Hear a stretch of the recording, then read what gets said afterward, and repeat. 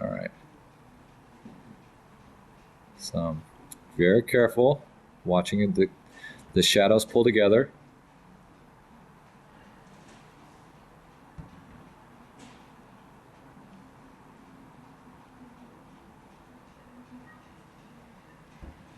All right, so now we've gone through the first jog, and it's pretty much done. Now the dent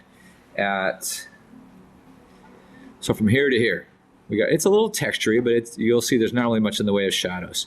So now from here, the dent goes this direction, went kind of down, now it's going that way. That's because when I made the crease, the tap down slipped a little bit, and so we got a funky shaped little crease here. All right, so now we're right over here at the beginning of the second jog, making a couple light little pushes, watching it as it comes up. I'm walking down it. This is a little bit deeper over here, so I may take one more pass through it. I'm watching the way the metal's reacting.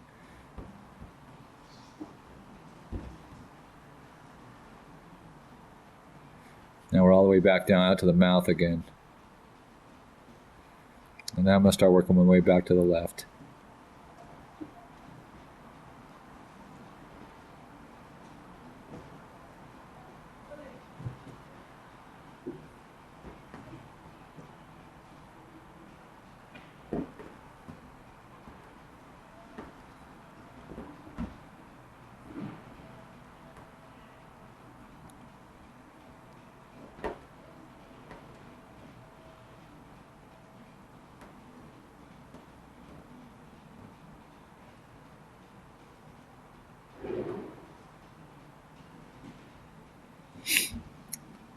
Just about near the other end of the jog.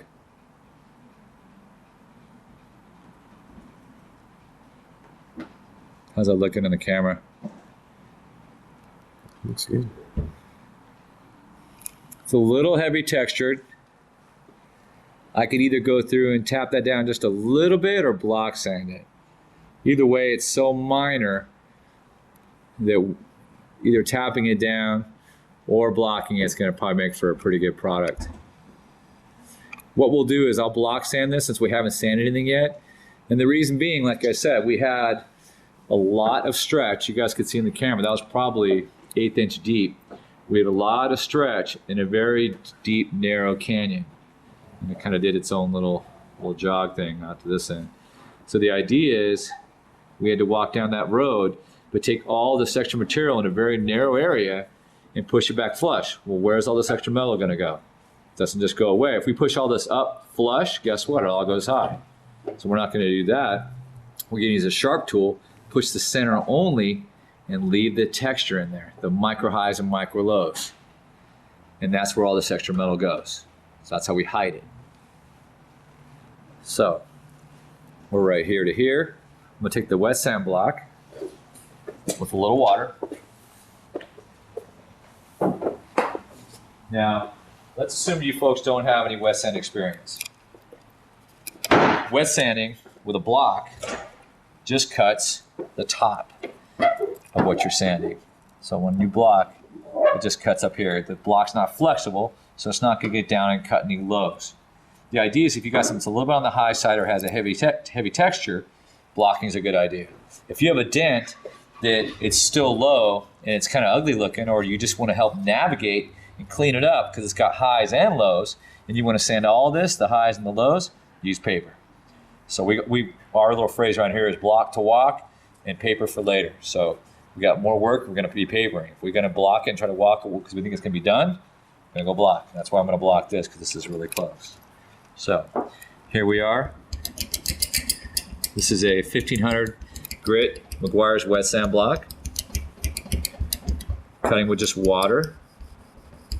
And I'm going to do some circles. Kind of cross-hatched it right there. And I'm just going over the area where we just worked. Nothing else. And I don't want to cut too much. If I cut too much and this had a lot of orange peel, I'd have a mirror finish right in the middle of all that orange peel. And then it wouldn't look so good. So clear up some of this grease out of the way. Grease pencil. Now if we look, catch it in the light, we see a little bit where it's kind of dull, where a little bit of the center of the crease was. I'm going to cut just a little bit more in there.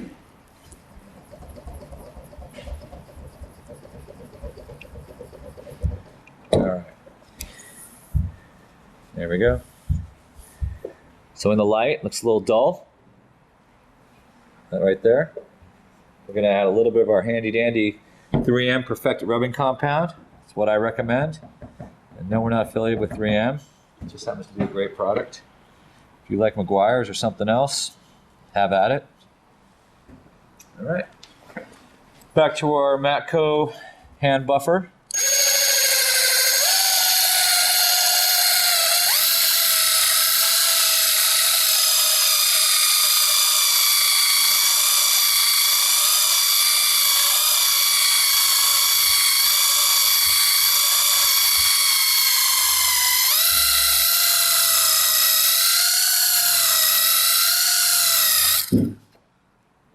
All right. How's that look in the camera? Looks good. So basically what we did was we took the crease, and yes, it probably could have been tapped down just a little bit. I just see an ever so slight high in there still. But when it's real mildly high, instead of using the tap down, sometimes you can just get away with wet sanding. Like I said, I probably would use the tap down on this one in preference to the wet sand block, but it was pretty close, and we wanted to demonstrate wet sanding, so there you go. Just a tiny bit high right now.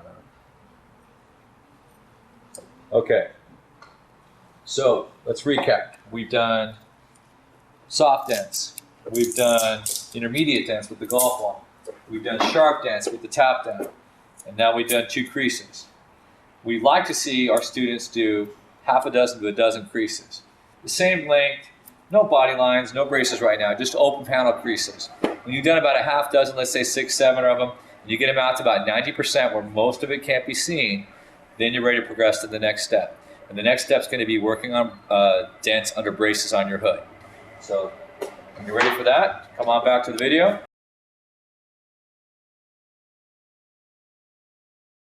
We're going to start doing dents under braces. Okay, pick a spot on your hood that's under a brace. If you look underneath your hood here, it's like ours. This is a Lexus. There's all kinds of braces.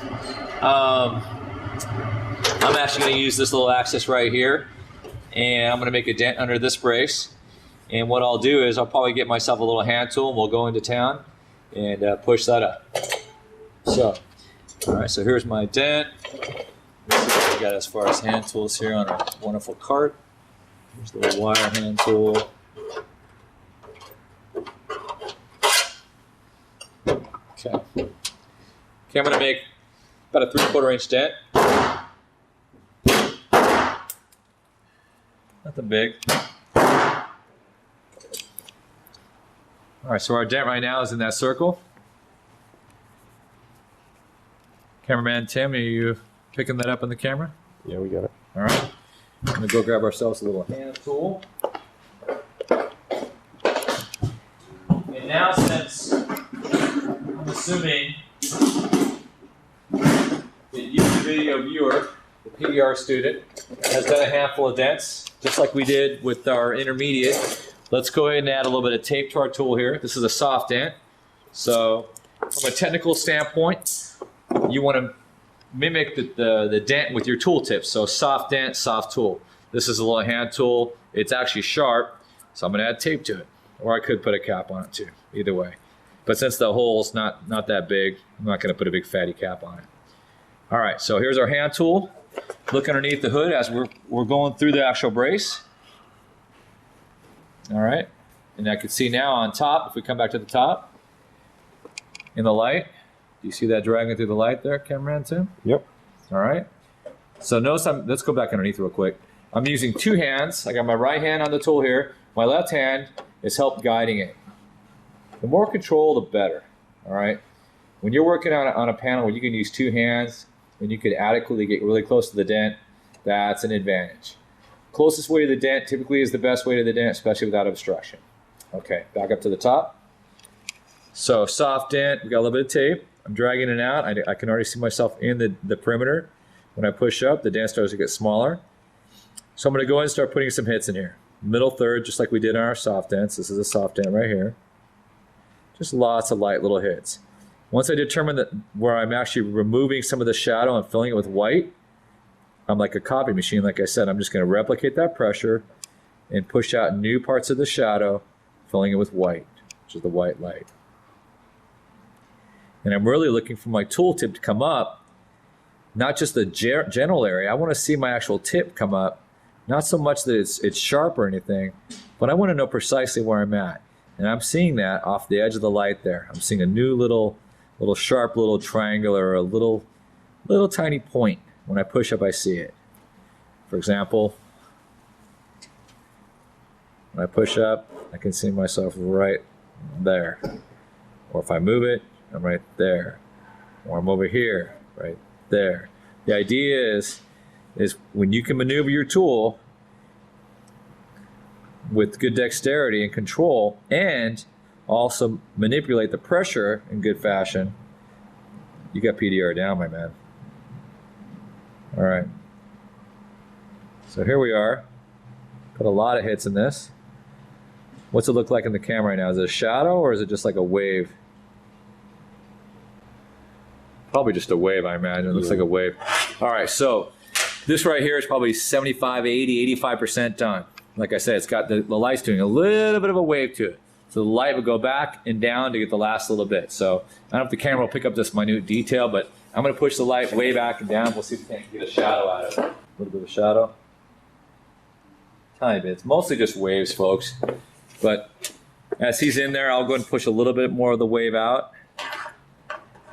It's a good problem to not have shadows. I mean, even as I'm looking at it, the camera's not really missing a whole lot. That's pretty much the read I'm getting on it right now, too. So I'll push a little bit more of the wave out. But when you got the shadows gone, you just have a wave like that, you know you're already in the 90 percentile. I'm off to the side here, so I got a little bit of disadvantage reading the light, giving the best read to the camera.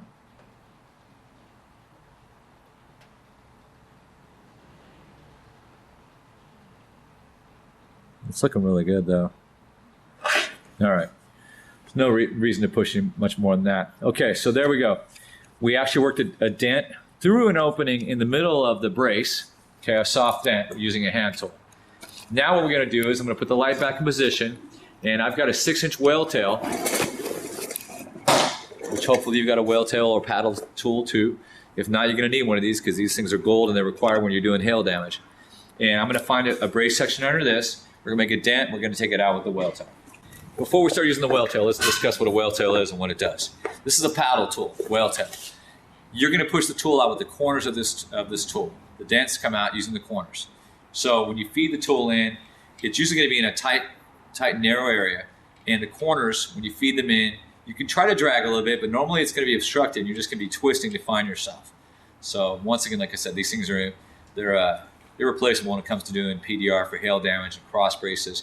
They also sell longer ones, which we usually include in our kits for side impact beams and doors, under braces and the tops of doors. There's all kinds of places to use them. Now with cars having more and more racing, whale tails, you just can't live without them as far as being a PDR tech. All right, so on that note, we're looking for a nice little brace here. We can, it's tight. Let's see.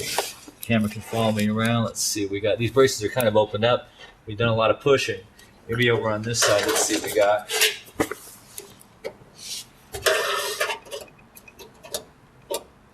So right there, you can see how I'm sliding this tool in. And yeah, I've got a spot here that's pretty tight. So I'm going to use this area to make my dent.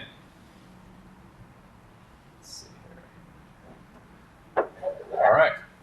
So that's the brace we're going to push or twist the dent out of using the whale tail.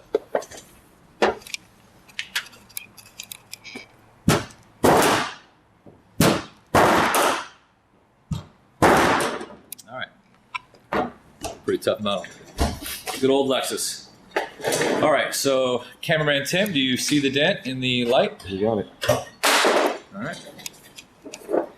Got the whale tail.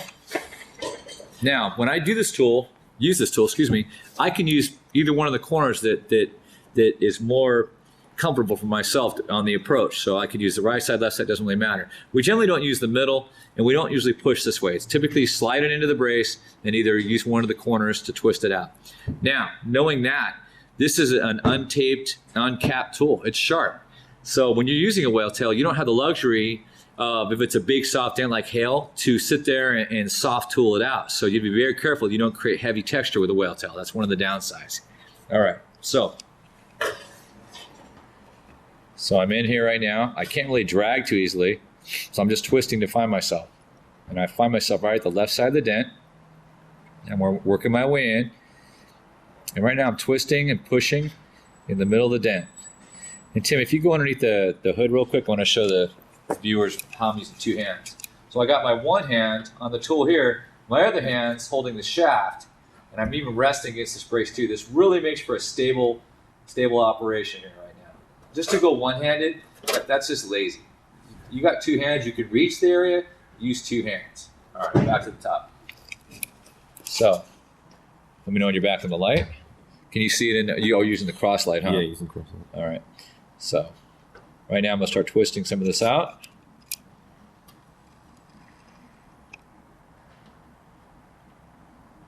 Lots of light little hits. I want to be careful not to create too heavy of a texture, like I said, because this is an untaped raw tool. No condom on this tool, people. All right.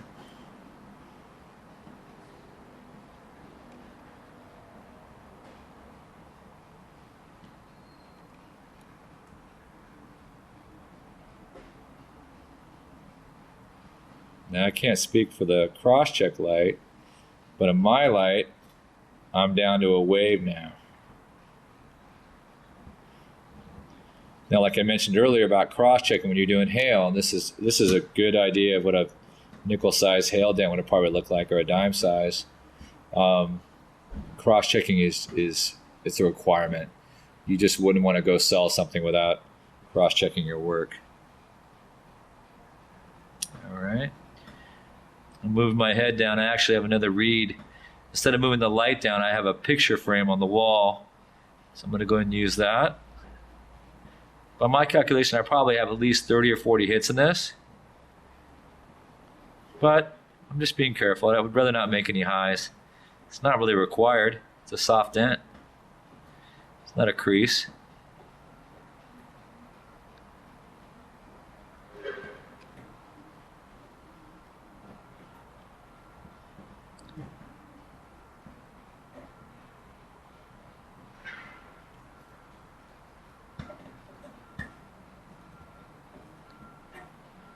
What do you see in that other light?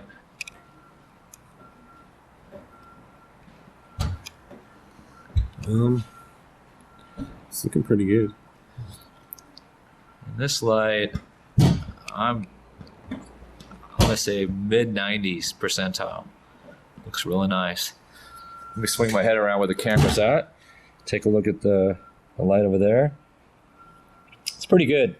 I see maybe a millimeter or so low right over here. So if I can get the camera to swing back just a tiny bit, maybe I can squeeze in there.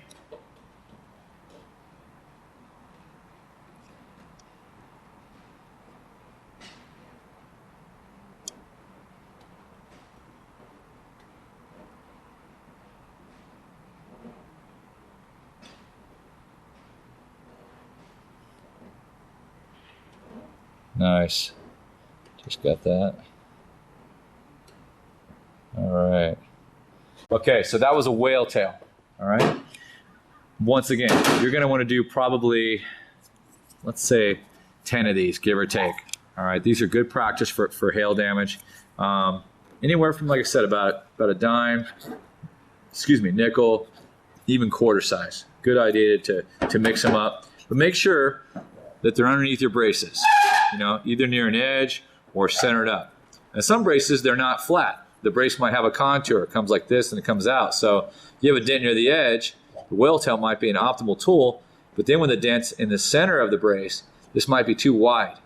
you might have to come with a different kind of tool, either a brace wire because it's got more of a throw on it to get more leverage, or you might be able to sneak underneath with a small blade tool.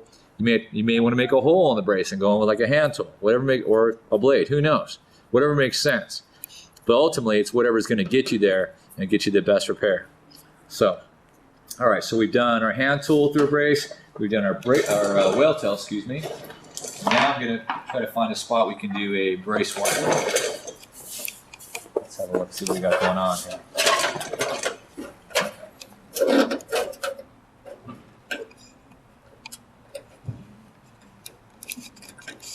All right, found myself a nice spot right near the edge.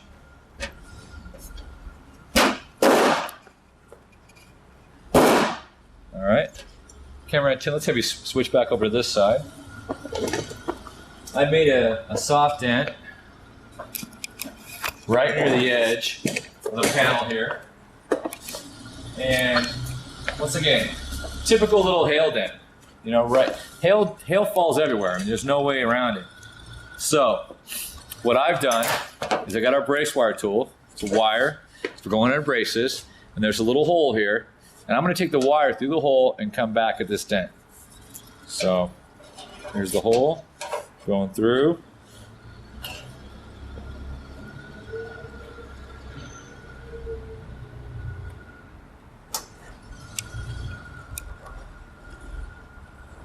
Can you see me squeezing that light, pushing some of that out? Yeah. Okay. Let's stop for a second. Come underneath the hood. Let's show the viewers what we're actually doing here. So I've got two hands. I've put the tool in the hole, and I come all the way around. That way we get the tip to come out to the outside edge of the hood, right like this. And you can see the hood and the bracing area here. It's fat here, but then it's got a contour and it gets narrower. So to come up into this area, I mean, no pick's gonna probably get in there. That's too thin, and the brace wire does a nice job of just kind of shoehorning itself in there and getting us leverage. So here, and then in. All right, go back to the top now. Kind of slide more to the right there. I'm gonna try to use the same light you're using. Can you pick it up in the cross-check light from there? Let me know when. I want to block it.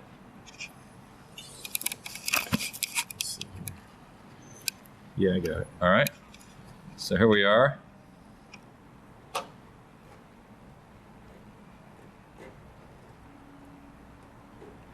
So it looks to be that I'm at the left side of it. Just like I was talking earlier about the whale tail, this brace wire does not have any tape or rubber on it. So you want to be really careful because it's easy to make some extra heavy texture. And if you're trying to get it to blend in with a soft dent, you really want more hits with light pressure, then you can just come guns a-blazing and just banging away. But when you're training, don't be shy. You learn more by being aggressive and pushing. If you make high spots, like I said, throughout this video, I'm not making a lot of high spots, but I'm showing you how to do it right. But that doesn't mean don't be aggressive, and if you have to make high spots, you make them. You learn more in the struggles than you do in the successes of this business. So, all right. So right now, it's the old adage. We've got that shadow pretty much gone, and we're back down to a little wave again. So how do we get rid of the wave? We take the light, and we go back and down, and we want to try to create another shadow again. How's that looking in the light?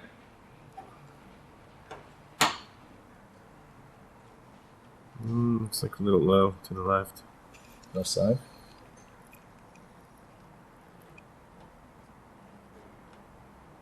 Right over there. Yeah. Okay. Oh yeah.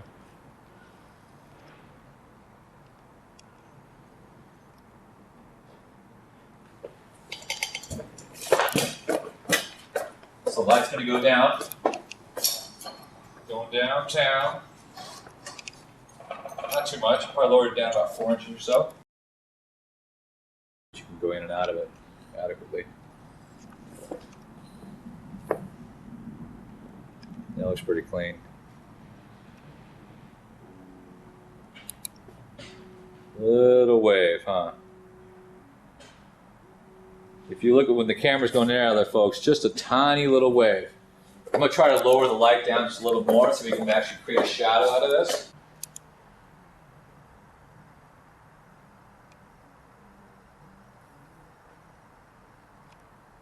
That looks pretty good. All right. I'm gonna say we're at least 90 percentile. We're hunting around for this thing in the shadows. It looks pretty good. If I'm working a show car and I want this thing looking absolutely perfect, that light might go down another 4 or 6 feet down the building here. And this light I might put down about another 2 feet and then down a little bit. If I want to really cross check and make my work just like a mirror. Anyway, so let's recap. We just covered brace wire. Okay, that gets you into tight areas. We covered the whale tail. Where'd you go? Right over here. Okay, hand whale tail. These do come in different lengths. This is the short 6-inch. They have 10, 12s, 14s that go on up. The hand tool right here if you're going through braces. All right, this is basically how we were going to do brace access. And this is hoods, but it's the same idea for trunks. A trunk and a hood are the same idea, just different end of the car, and even roofs. We've also done soft dents, we've done intermediate dents, we've done sharp dents, we've done creases. We're going to come back in a little bit. We're going to do body line dents, and then we'll transition to doors, because between hoods for the fundamentals, that's how we start our course, and then we take these same principles and we go to a door.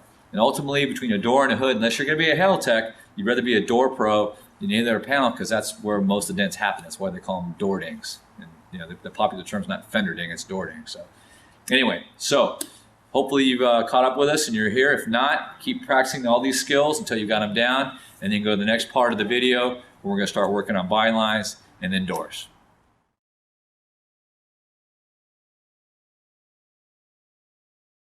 Hey, we're back. It's time for the fun part of PDR, body lines. They're pretty much, the good news is this is the pinnacle. This is, when you think everything else was hard, this is about as hard as it gets. Body lines, because of the nature of finding your tool tip and paint and what have you, it's just a challenge. Creases are tough, don't get me wrong, but body lines are the creme de la creme.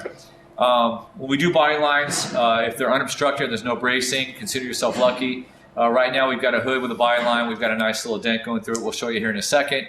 The strategy with the body line is to start as soon as possible at the center of the body line, the corner, the body line itself, and then work your way back out. The body line is the strongest part of the dent and the metal. Therefore, that's what's going to be holding the dent. It's the same if you were doing a dent on a curve or near a panel edge. That metal is the strongest and stiffest, so therefore that's what's holding the dent typically. So that's where you want to be first. So when you can find yourself in a body line near the line, try to work your way into the body line, get that centermost portion out first, and then walk your way back out. Now, easier said than done, right? The problem is body lines, when at that corner, it's really hard to find your tool tip. You have to drag vigorously, and you have to get premium lighting. So you may have to experiment with your light distance, the distance of the light, the angle of the light. All that comes into play, how it's going to illuminate your dent, and every dent situation with outside, inside, whatever, it's going to create differences. So you have to experiment a little bit and be willing to just try some different things. But now, doing body lines, you're not going to use a real soft tool. You're going to use a sharp tool or an intermediate style tool like a bullet or a rat tip. Never use a big blunt tool because you're trying to recreate the body line itself.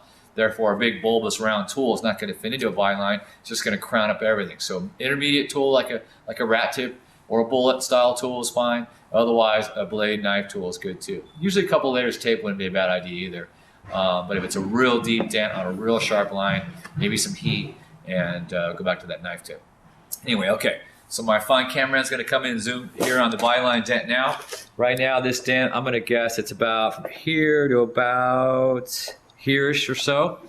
So it was made by a large softball. So the dent, you can see it kind of coming off the side of the body line. This is the actual body line section right here. And this is a pretty soft body line. I mean, it's got a curve to it. You got a complex curve going over here, which makes it a little bit tricky to read because the light's doing all kinds of dancing. But the nice thing about this body line compared to some body lines nowadays, you'll see BMWs and such with these really hard body lines that start up by the headlight and go all the way back to the turn signal and the tail light. I mean, that's tough. I mean, you got a full car body line bit there, and it's just an active target waiting to get pounded by grandma or some kids getting ready to go to Disneyland. So anyway, all right, so here we are. There's our dent. If Tim would do me a favor and come down here, and I'll show you where we got some access. We got a nice little hole drilled here. Let's say we weren't going to go through that hole and we wanted to come and get this dent out. Obviously, the hood's off the car. There really isn't any other hole except for right here. The nearest opening of the brace would be right over here. So that would be pretty tough. I mean, you're going to probably use a brace wire or a whale tail if you can't drill a hole. Otherwise, you can probably try to fish through this hole going back this way, which is what I would do. But even then, would be the angle going towards the center of the hood. So to do this dent through this hole, if you weren't going to drill a hole, this hood's probably coming off unless you're going to drill a hole on this side. So if you have the opportunity to drill a hole, this dent's probably a piece of cake. If not, this hood's got to probably come off unless you want to come through this hole all the way at the front of the hood. And we're talking 5 foot of tool, 4 foot of tool. I just don't think that's going to probably be advantageous. All right, so back to the top.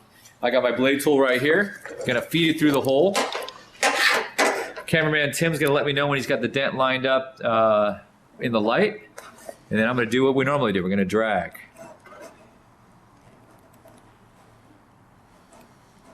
How are we looking, Tim? We got it. All right. So what I'm doing is I'm going to drag outside over here first. You guys always want to try to find yourself in some clean, easy, open metal. You can drag sideways too if you want. But there I am dragging right through. And what you can do is, if you want, try to find the radius of the deepest part of the dent, which starts about here and goes right through. So it's okay to draw on your targets, by the way. I used to draw all kinds of crazy schemes and hieroglyphics and crap when I was training. So here I am. I'm in the radius, and I'm using the side of my tool, but I can just puddle jump all the way down to that body line. Is that picking up in the camera? A little bit. Okay. Right now I'm down in the body line itself, but what I did is, I'll go back out real quick. I started up here, and I walked my way all the way down into the body line. The body line, it's got a little bit of a corner to it, but it's still about maybe 1/8 to 1/4 inch wide. All right. So we're in it now, and I'm going to try to put a handful of pushes in this body line.